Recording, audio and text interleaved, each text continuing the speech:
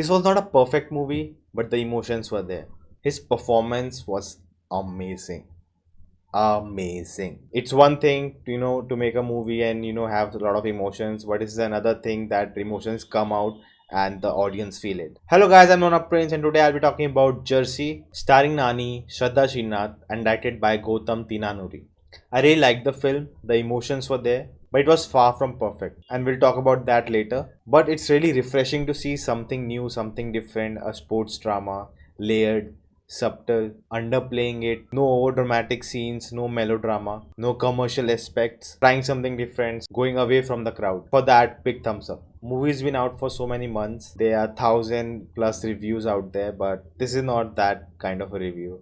Those reviews talk about the movie, you should go watch it or not, how was the acting, performance, direction, cinematography, everything. But I would like to go deeper. Do not only want to talk about generic stuff because a movie provides so much depth that I want to go down and explore it. There is so much substance in the film that I would love to break it down. That's why it took so long to make this video. So every review, I recommend a movie for you to watch. So this time it's Bhag Milka Bhag. I thought Jersey is a sports movie, so I'll also recommend a sports movie. Now Bhag Milka Bhag is a biopic on Milka Singh, Olympic runner from India. The movie goes throughout his life and the way the storytelling takes place is very interesting. I would say watch with subtitles because the language is very mix of Hindi and Punjabi. One of my favorite films. It's available on Hotstar for free. So go check it out and do tell me in the comments what are your thoughts. If you're following me for a long time, you would know I'm a big fan of cricket. In my childhood, I used to play 368 days in a year, every evening, 3 to 4 hours, non-stop. I even went for coaching for 6 months around, but looking back, I don't think that was a trajectory for me, but I really miss those days. It's been a long time since I've played cricket, and the World Cup defeat was heartbreaking.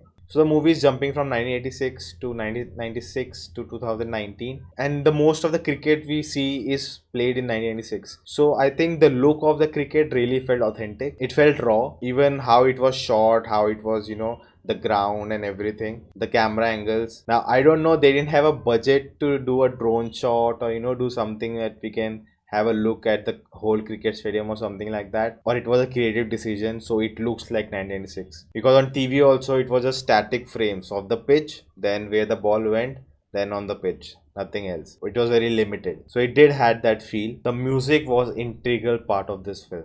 I just loved the music. It complemented the film so well. It felt like the emotions are flowing with it. Emotions really worked very well. It's one thing, to make a movie and, have a lot of emotions, but it's another thing that emotions come out and the audience feel it. It becomes more difficult when you don't know the language, and I know that a lot of essence is lost when you are reading the subtitles, because when you know the language, it's instinctively you understand the feel of it, but when you're reading the subtitles, it's like you're reading it and then understanding it, decoding in your mind in split seconds and then feeling it. But still they worked for me. Now I want to talk about a film, Unbreakable, starring Bruce Willis. It's about superheroes and comics. It's one of my favorite superhero movie, yes, above all Marvel movies, because it truly talks about what superheroes and comics are. If you haven't seen the movie, go check it out. It's amazing. It's very, very slow. You need to have patience to watch this, but it will be worth it. If you haven't seen the movie, skip this part. I'll leave the times code where you can watch the further review, but I really need to talk about this scene. So the main character, Bruce Willis, finds out that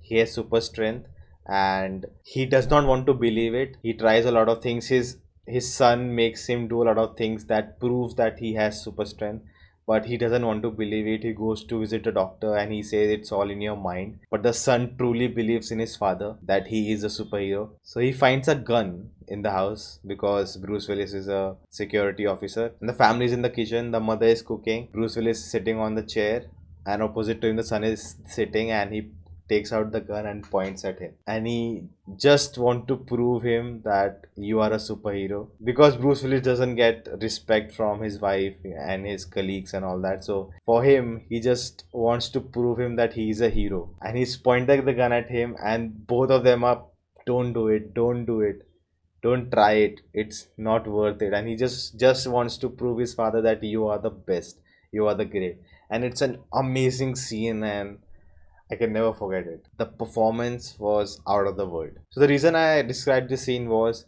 those emotions, I could find it in this film. The respect Nani has for his father, what Arjun wants to prove to his son, the respect he wants when he's not getting it from anyone in his life. Moving on, I love that the characters were so layered. Even Nani, with this story about I wanted to be captain, so I want a jersey, and then at the end he's realizing no, jersey doesn't mean you are a good captain or you should be captain. Every main character had layers to him. Let's get into breaking Arjun's character. Let's talk about hero's journey. I've talked about hero's journey before, and there's a picture here, you can check it out. I'll leave a link in the description, you can check it out what it is if you don't know it. So generally it's a method of how a character goes through a cycle and goes on a journey and learns something valuable, and at the end, like how a character arc should be. Hero goes through his journey, he learns something very important through trauma, through a event, and at the end of the story he's tested that what he has learned, can he apply it now, because he has learning is one thing, but to apply it is a very different thing. Now this hero's journey is not a rule or something, it's a principle. You can see from successful stories that it works. The way the character if a character goes through this cycle, it connects with the audience, it makes a good story. Through trial and error, it's proved that when you do with your character, it works. It's not compulsory to do it.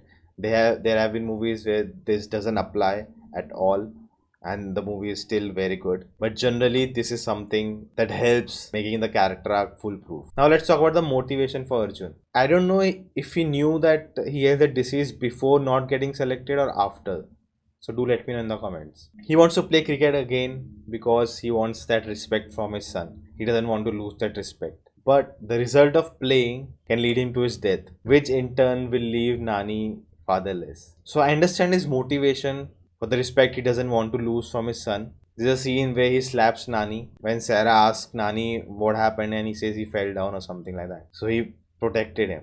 In turn, he didn't want to tell her that he slapped him. He still respects him. He doesn't want to, blame him or something like that. And that guilt lead him to go play cricket again, which kind of is a suicide for him. The problem is there is not a point where Nani loses or is at a verge of losing respect for him. He still loves him. He still respects his father. And I think after the birthday party is the scene where he is outside and Nani comes to him and says sorry. There is no conflict yet. The only conflict is Arjun himself coming up with the idea that if I don't play, he may in the future lose respect like everyone else in his life. I understand that, but I would have wished if that conflict was more urgent, that made the motivation, even if it's leading to his death, more stronger. Am I making sense?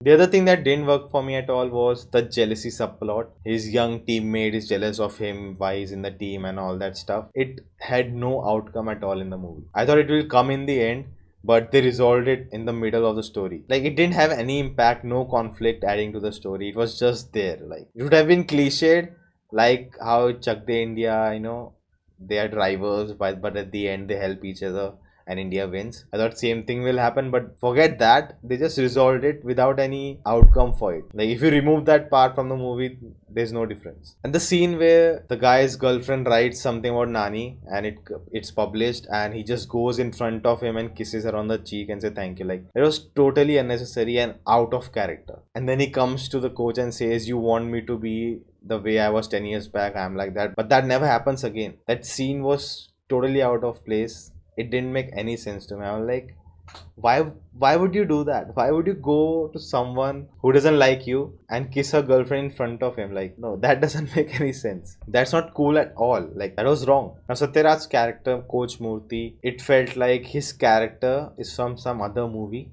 and the whole movie is a separate thing. Because the way he was performing that character, I know he's a good actor. I've seen him in Bahubali and I think one more movie, I don't remember. Nota. I've seen him Nota. So I know he's a good actor, but his performance in this movie felt totally off from what the movie was trying to do. The movie was downplaying everything, underplaying it. They were not exaggerating, they were not acting like if they feel angry, they are shouting. The emotions were not out. It was just subtle. Everyone was performing that way. But his character was just out there. The way he was delivering his dialogues, like, it was not fitting in the movie. Now I don't know whose idea was to play the character like that. It was the director or him himself, but that character totally didn't belong to the movie. Even the scene where Arjun tries to get some money from Sarah's purse, that scene in the trailer, the way they edited it, it was like, oh my god, it will be a melodramatic scene. But the movie totally underplayed it, and I love that. Like, she saw him, she just came to him and just told him, she cried and she left, and there was no dramatic music or anything, and I loved it. It was amazing, because after the trailer I was expecting it will be very big moment or big music, Donna, thunder, and she's slapping him, everyone's staring, and then she tells everyone to leave, and I was expecting that, but I love that they underplayed it. Now let's talk about the women of the film. The wife, the lover, Shraddha Srinath's character. I loved how layered her character was. When Nani was born, the moment she asked, "Do you love me more or the child?" That question adds so much layer to her. Her insecurity of Arjun giving more importance to anything else in his life than her. It's okay that they didn't explore that more because the story's focus was Arjun, and it's totally fine. But even in future, if I write or make a movie, I want my characters to be three-dimensional like that.